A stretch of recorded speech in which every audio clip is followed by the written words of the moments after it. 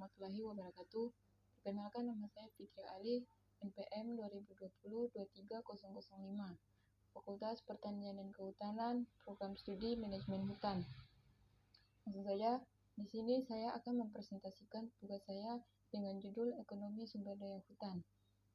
Yang pertama, peran sumber daya hutan sebagai penggerak perekonomian. Sumber daya hutan berperan sebagai penggerak ekonomi dapat teridentifikasi dalam beberapa hal, yaitu 1. Penyediaan devisa untuk membangun sektor lain yang membutuhkan teknologi dari luar negeri.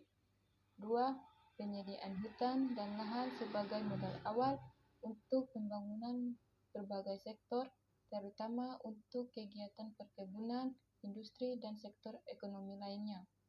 Yang ketiga, bentuk peranan tersebut berkaitan dengan peranan sumber daya hutan sebagai penggerak ekonomi yang sangat berpotensial, sangat kompleks, dan sangat terkait. Peran sumber daya hutan tersebut dikarenakan sifat produk sumber daya hutan sebagai berikut. A. Kayu sebagai produk multiguna. B. Konsumsi hasil hutan, kayu dan bukan kayu. C. Memiliki forward linkage dan backward linkage yang kuat. D. Mendorong perkembangannya ekonomi pedesaan. E. Hasil hutan relatif lebih mudah didirikan. Yang kedua, peranan sumber daya hutan sebagai penghasil devisa. Peranan hasil hutan selalu lebih tinggi untuk menghasilkan devisa, terutama pada negara yang baru berkembang dan berbasis pada sumber daya. Karena hutan pada awal perkembangan ekonomi suatu negara sangat mudah dipanen.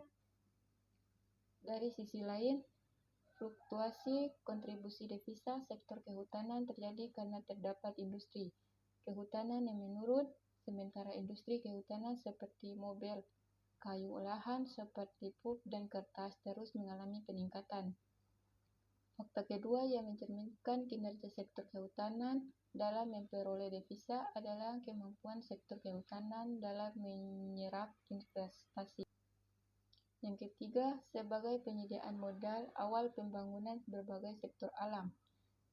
Sebagai penyediaan modal awal pembangunan di berbagai sektor, maka hasil hutan memberi dukungan modal bagi pembangunan infrastruktur, industri, dalam negeri dan untuk penyediaan teknologi.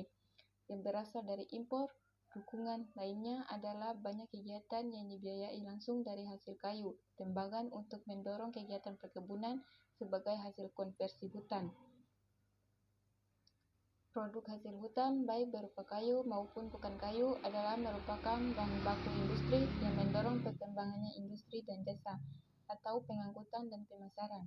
Untuk mengetahui peranan sektor kehutanan, terdapat sektor ekonomi lainnya dapat menganalisis input-input.